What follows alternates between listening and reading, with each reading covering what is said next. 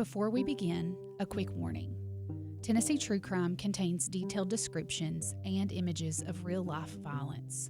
Some listeners and viewers may find the material deeply disturbing.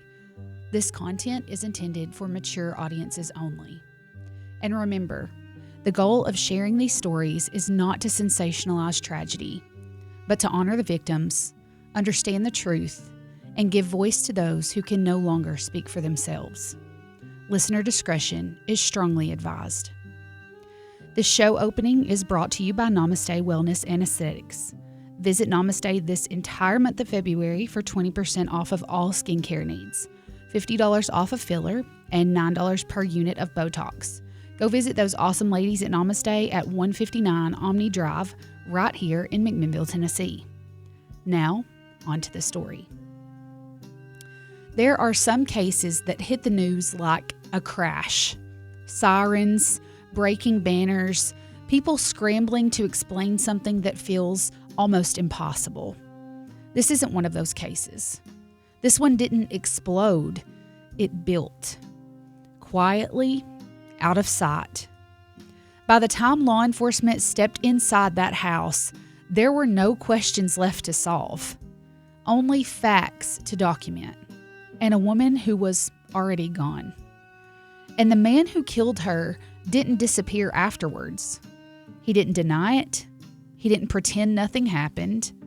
He told them what he'd done. This story isn't about a mystery. It's about access. About escalation that never tripped an alarm. And about how much damage can happen when danger never looks urgent until it is. Coffee County, Tennessee is the kind of place where time feels slower. Roads curve instead of rush. Neighbors recognize one another's vehicles.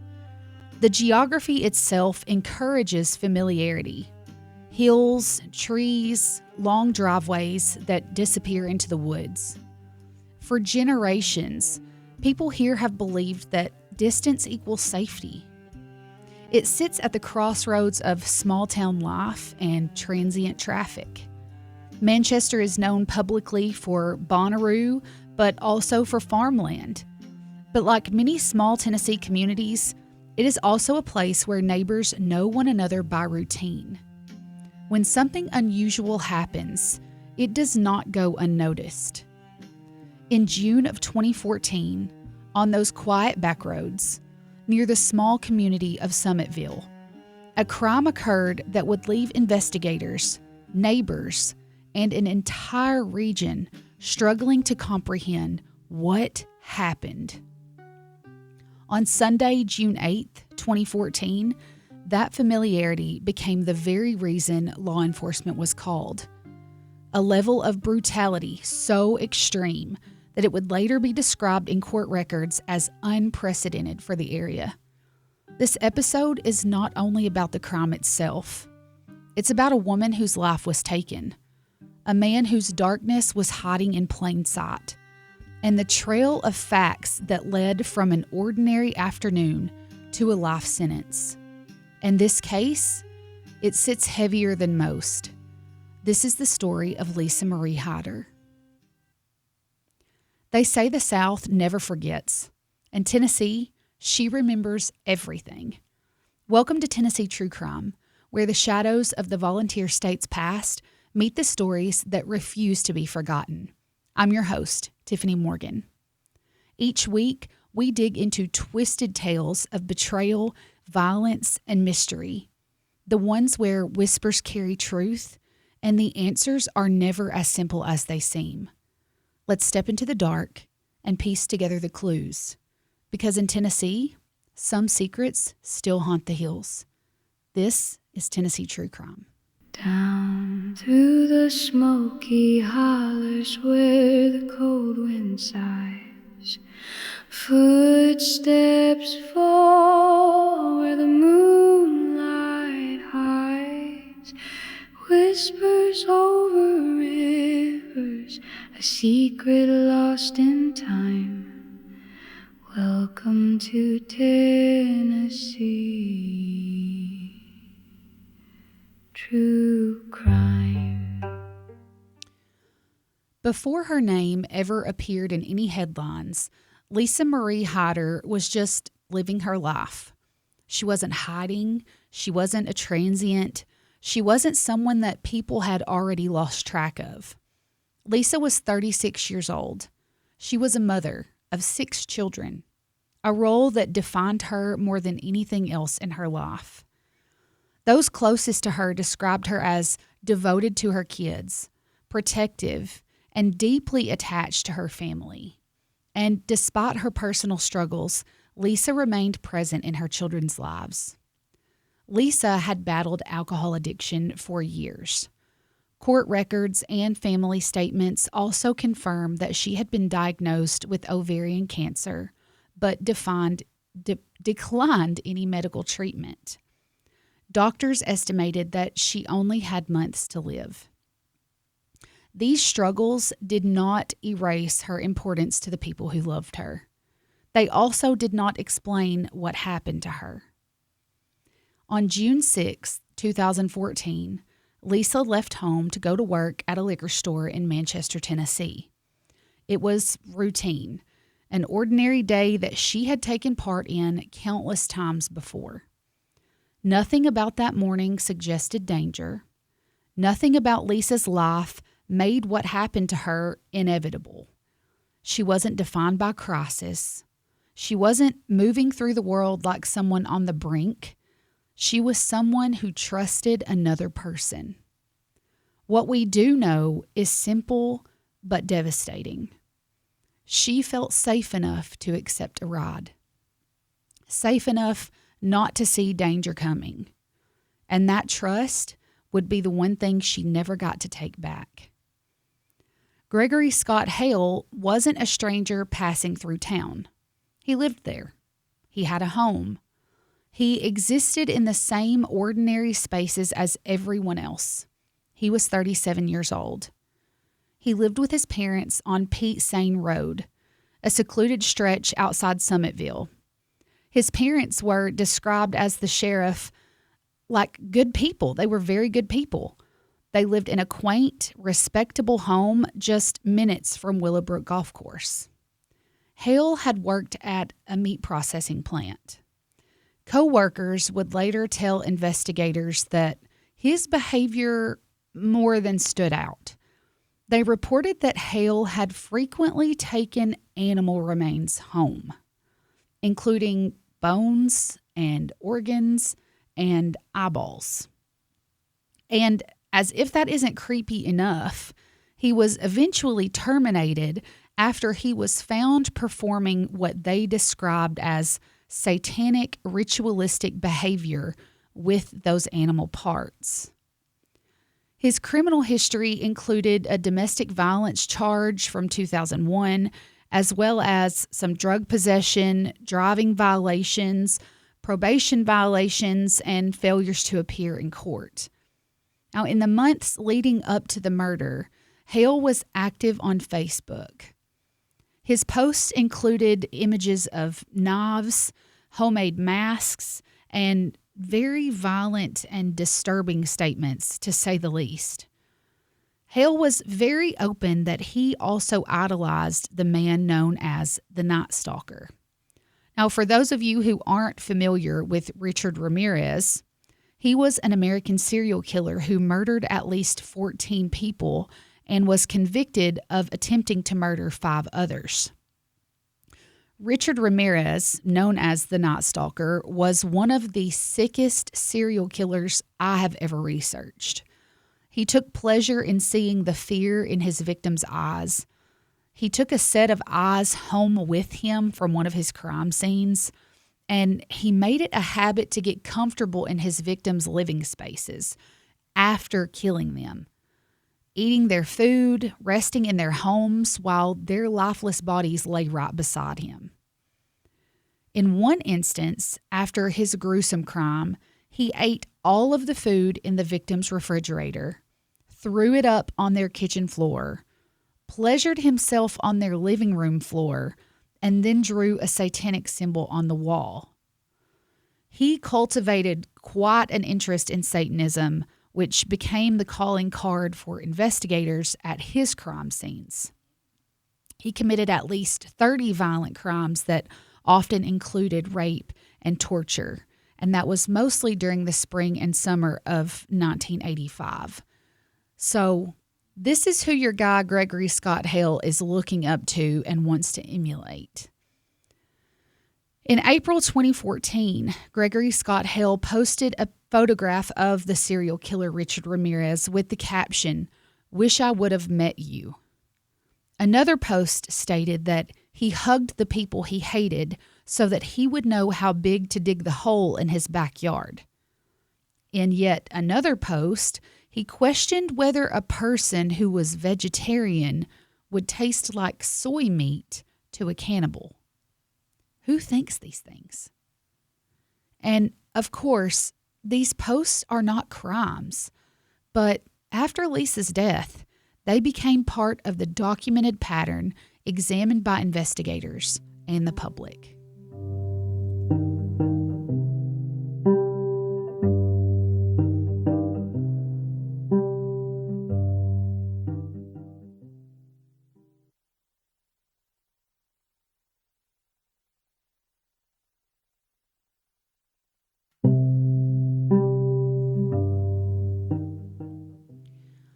Lisa and Gregory would meet at that liquor store that Lisa worked at. At around 2:30 p.m. on the afternoon of June 6, 2014, Lisa called her ex-husband Charles asking him to pick her up, but he said he was in another town. He told her, "Just wait right there for me and I'll be there in a little while." But when Mr. Hyder returned home 2 hours later and called Lisa back, she was not answering her phone. Charles Hyder said he spent the weekend trying to reach his ex-wife so that their children, the youngest of them just 1 year old, could talk to her like they did every day, but he could never get a hold of her. Charles gave a statement saying, "I still blame myself because I didn't go get her, but I was down in Huntsville unloading my truck, and I wish I could have been there a little bit faster." Also saying, "Usually I rescue her every time something goes wrong." She had already found a ride, and you guessed it, it was Gregory Scott Hale. Lisa, of course, never made it back home to Dunlap. On June 8th, 2014, on what seemed like an ordinary summer day, Gregory Scott Hale was outside talking to a neighbor. And all was well until the conversation shifted into something that the neighbor never in his life thought he would hear. It was so out of the blue that initially he didn't take it seriously. I mean, after all, how often have you been asked to help dispose of a body by your neighbor? Well, when that neighbor didn't respond in the way that Gregory was looking for, he then asked him, "Can I borrow your digger?" That's when the alarm bells really went off. The police were called, and the deputies from the Coffee County Sheriff's Department responded to the residence on Pete Sain Road later that day. And let me tell you, no one, and I mean no one, was prepared for what they would find in that home. When they arrived, Gregory Scott Hale was found napping on a couch inside the home, and he was taken into custody there at the scene. And then the rest of it. And guys, this is gruesome.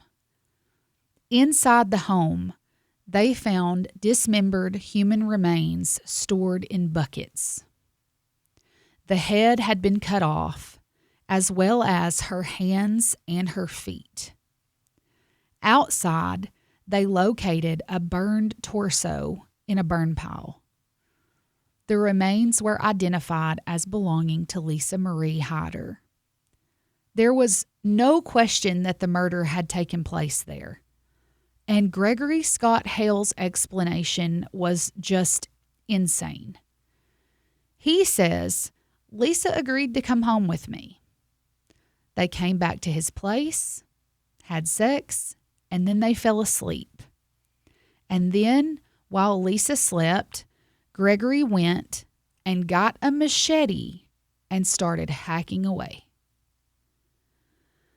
In that moment, I can't help but wonder if Lisa woke up or if the machete and the dismemberment took her life before she ever realized what was going on.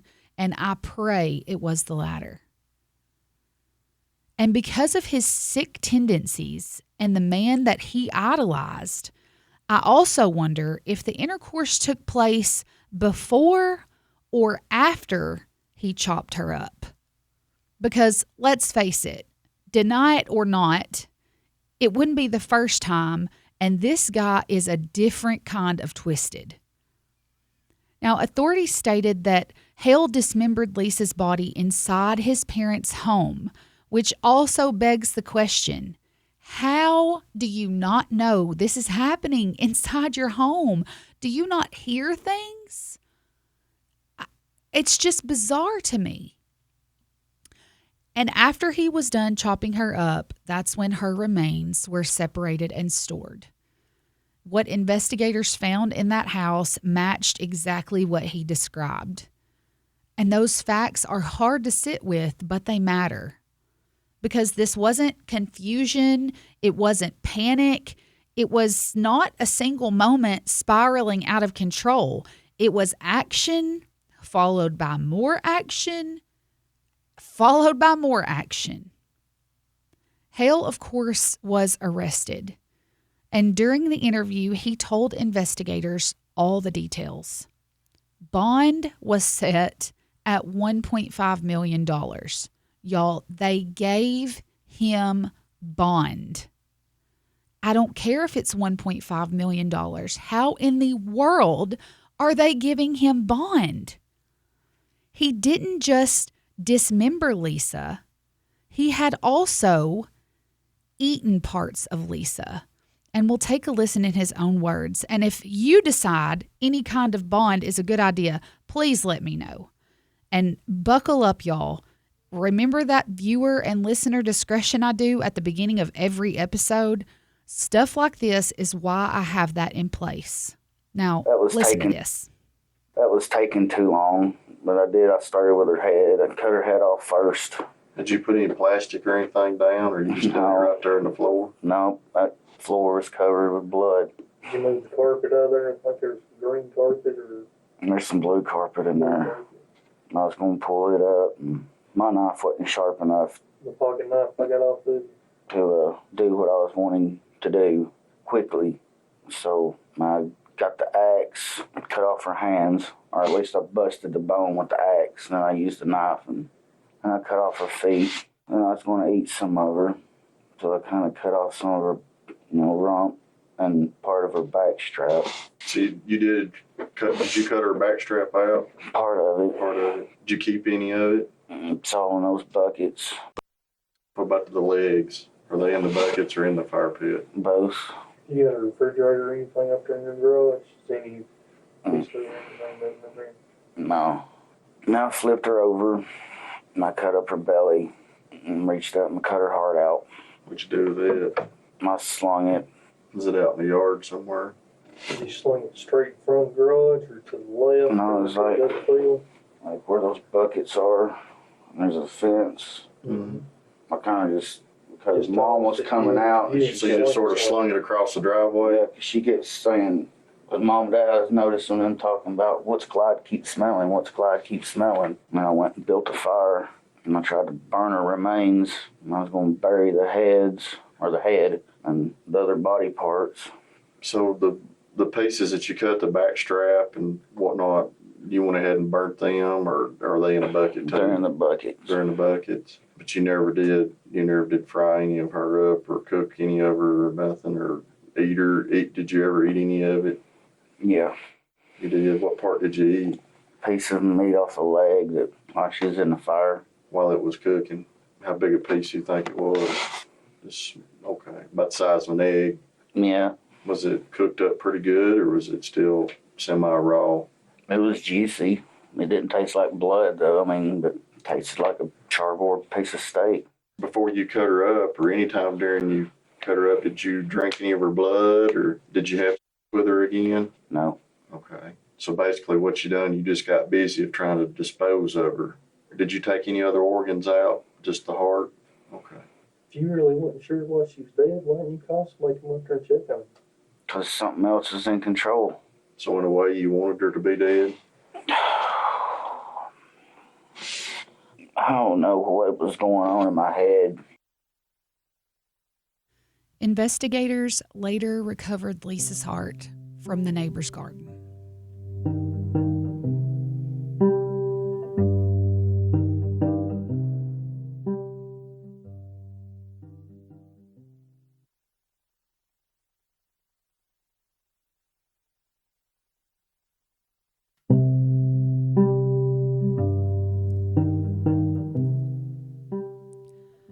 Prosecutors would later make it clear this obviously isn't a case built on interpretation of the facts.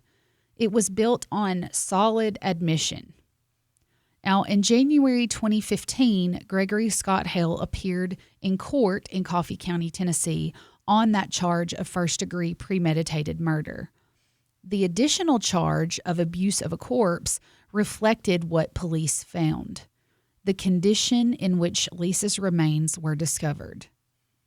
From the outset, this was not a case that prosecutors were willing to gamble with. The evidence was overwhelming, the confession was documented, the physical scene was corroborative, and rather than go to trial, Gregory Scott Hale entered a guilty plea. That decision spared the court from a public retelling of every graphic detail. It spared jurors from being exposed to the worst of human action. And it spared Lisa's family from enduring the trial process piece by piece. Hearing his calm retelling of how he killed, dismembered, and ate their loved one, complete with the comparison to charbroiled steak. But it also meant some questions would never be tested under oath. There would be no cross-examination, no detailed psychological exploration, no jury deliberation. What remained was sentencing. And the court made it clear the sentence must reflect the totality of harm. Hale received life in prison without the possibility of parole. Obviously, no leniency, no early release, no hope of redemption in the eyes of the law. The system had done its part. The rest, grief, unanswered questions, the weight of loss, remained entirely with those left behind. No chance to see the outside world again. No hope of reconsideration. No hearing where remorse might sway a decision. Life. The court didn't frame it as vengeance. They framed it as necessity. Because the violence did not stop when he killed Lisa Marie. It continued in what was done afterwards. And the law recognized that. The responsibility was his, and he accepted it. Kind of. So after his conviction, Hale made statements denying that he was obsessed with violence and claiming the killing was accidental. District Attorney Craig Northcott refutes that and stated that Hale had disturbing fantasies involving killing and cannibalism. He apparently read the entire Richard Ramirez manifesto before killing Lisa. Northcott also says that Hale admitted he had fantasized about killing someone for a long time and viewed the murder as an opportunity to fulfill his fantasies. Northcott stated that Hale expressed fascination with the occult and Satan worship based on evidence gathered from his residence and his computer. But no matter what, Gregory Scott Hale repeatedly criticized media coverage. He continued on saying that News outlets focused on the most sensational aspects of the case while leaving out statements that might have reflected his perspective or context that he says was omitted. I'm sorry, what? I mean, come on. Y'all heard him. How in the world is there room for misunderstanding there? He was pretty clear and pretty calm. And if we are misunderstanding you, why are you trying to send people things to profit from due to your sadistic mind? Did you guys know, which I find very interesting, maybe I'm crazy, there is a website where things can be sold from murderers. There's a copy of Charles Manson's Helter Skelter, his own personal copy. There's jewelry made from serial killers. You can buy all kinds of things. I digress. Here is a story from the Grundy County Herald in April 2016, and it states, Gregory Scott Hale made headlines after a victim advocate in Texas claimed that the Summitville man had been advertising personal items on the website www.truecrimeauctionhouse.com, which is now shut down, by the way. Hale told the Times that he had not been advertising the items on a website and said, quote, those drawings and goatee I sent to a friend because they wanted something for me to remember me by.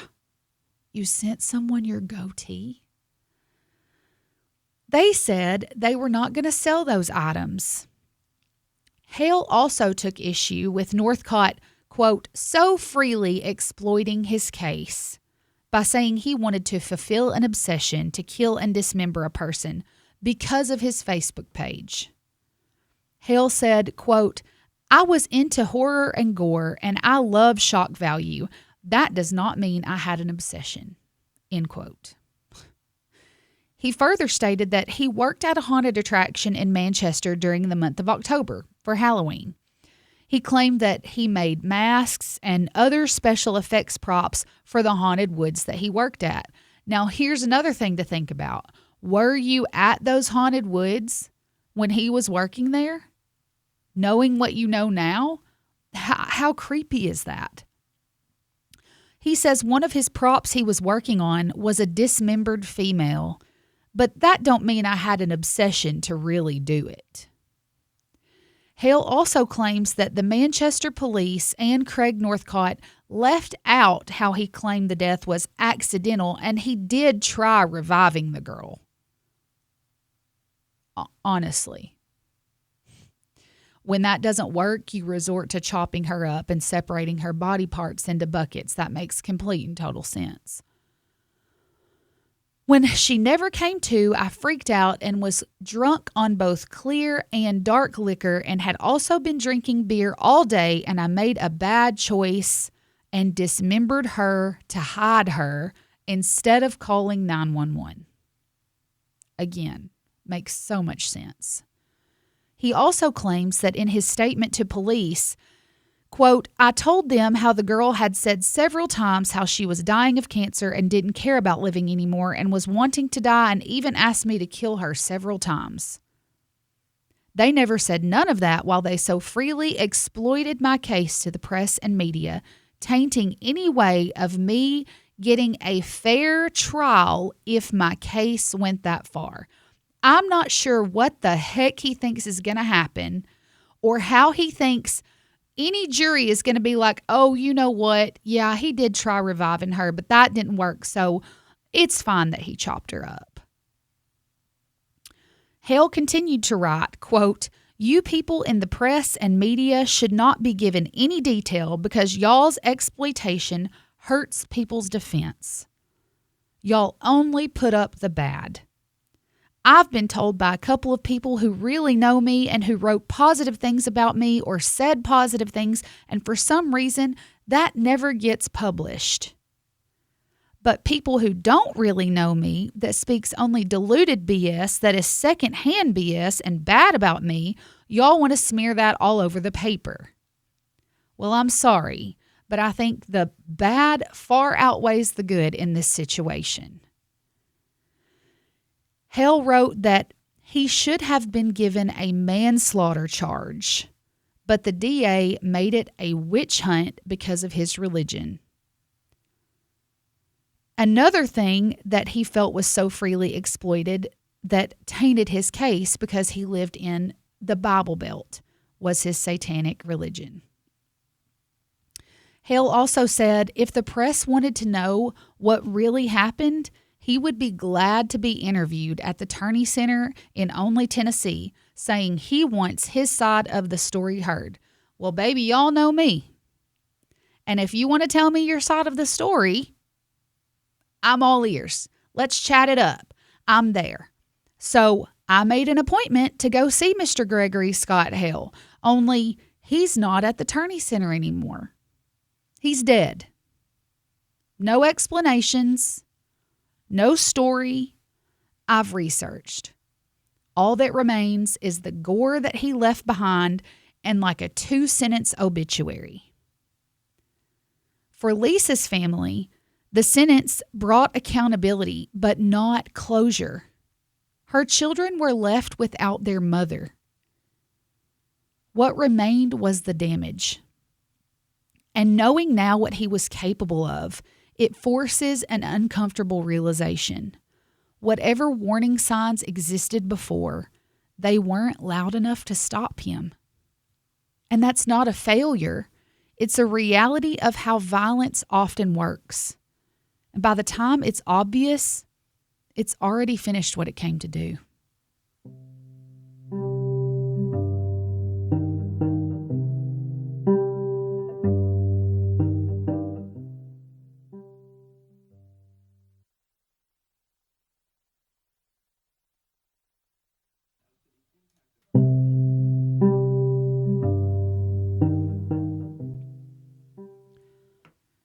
It's easy to point to missed paperwork, a restraining order that wasn't filed, a report that went nowhere, a system that didn't act in time, didn't give him enough time for one of his many petty crimes. There are 100 different scenarios where this doesn't happen. But it did. And it was somewhat unassuming, at least to Lisa Marie. And that's the harsh truth about some forms of violence. They operate quietly. They escalate in spaces that you assume are safe. They exploit trust, not the law. This isn't about bureaucratic failure. It's about proximity. It's about access. It's about how quickly safety can collapse when no one knows that the danger is there. A female neighbor of the suspect, Gregory Scott Hale, told a reporter at WTVF, "I'm just at a loss for words. I don't know what to think that this kid that I have known for 28 years could do something this gruesome." The neighbor said that Gregory Scott Hale had dinner with one of her friends over that weekend. Quote, "She told me he sat at their kitchen table Saturday night and ate supper with them like nothing was wrong." End quote. Can you imagine the absolute horror that neighbor feels knowing what had just taken place at his house, and he's just casually eating at her table after he had consumed human flesh? Is that something you could get over? I don't even know how I would feel. I would be haunted for the rest of my life knowing that man had sat down in my home, my personal space, after that happened. Lisa Marie Hyder is often remembered for how her life ended. Headlines focus on what happened. They emphasize the horror of it. And let's face it, it's hard not to. But she was more than that. She was a woman who was trusted by the people around her. A daughter, a sister, a friend, a mother. Someone who left a hole in lives that can never be filled. Her family grieved. Her ex-husband Charles said that he forgives Gregory Hale. Lisa's dad, on the other hand, could not forgive him. He said, "My daughter was mangled, butchered, and chopped up like liver. There's nothing left. I'm lost. I can't sleep. I can't eat. I'm a nervous wreck." But even in the heartache, they did not make a spectacle of her death. And that quiet grief deserves to be honored and respected. Lisa's legacy should not be reduced to shock or detail. It should remind us of how quickly life can be stolen and how invisible danger can be until it is too late. There are cases that linger because they're unsolved, and there are cases that linger because they are too clear. The murder of Lisa Marie Hyder is not a mystery. It's a warning. A warning about how quietly violence can exist and about how easily trust can be exploited. And about how final the consequences are when warning signs never get seen or taken seriously.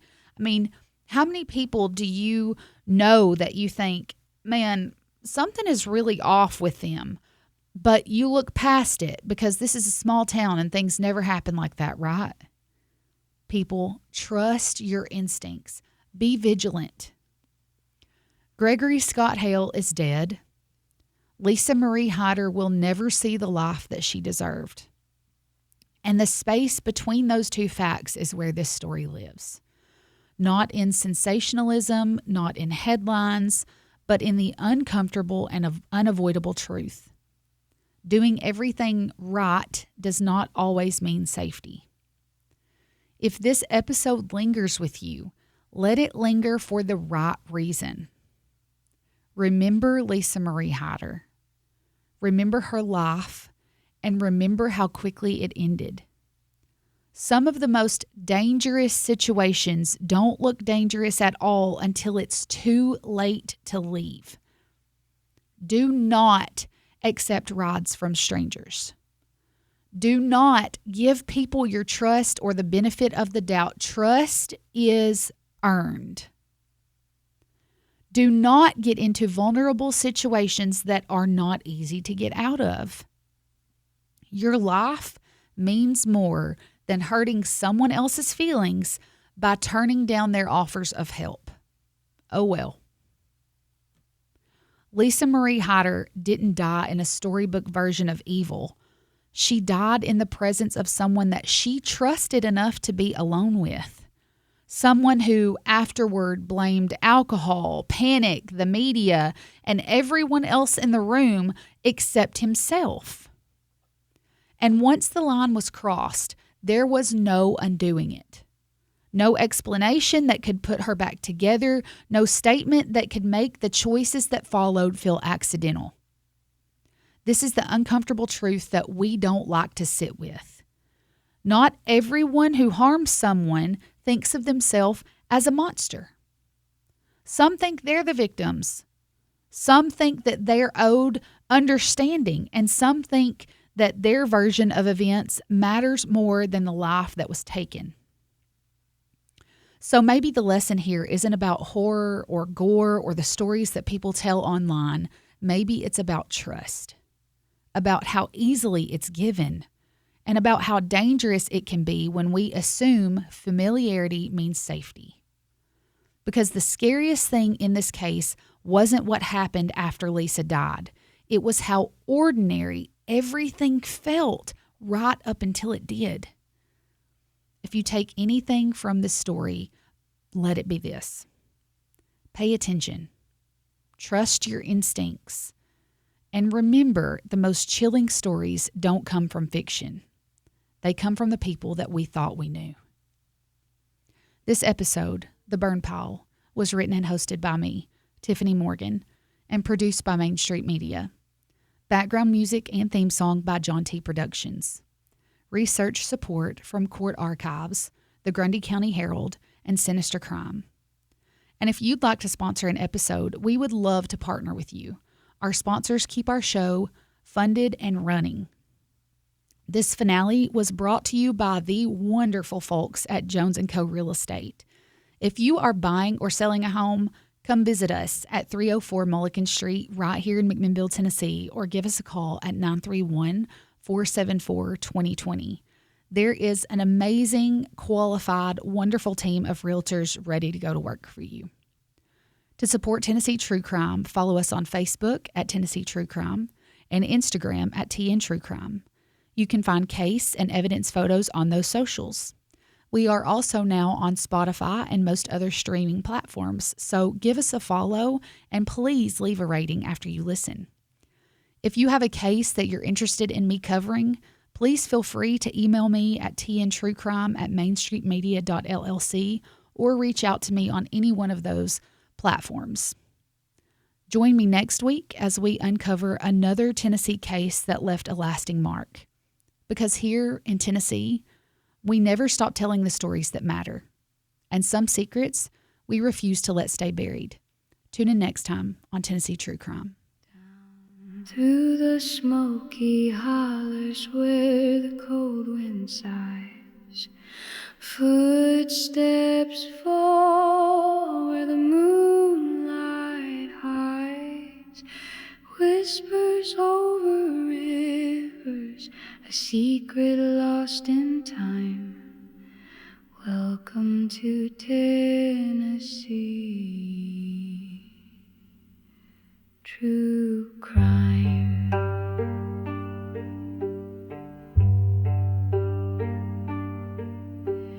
Dark tales in the mountains where the mist won't lie. Echoes of the fallen under starless skies. Hear the hush of memory, the voice of the unsaid.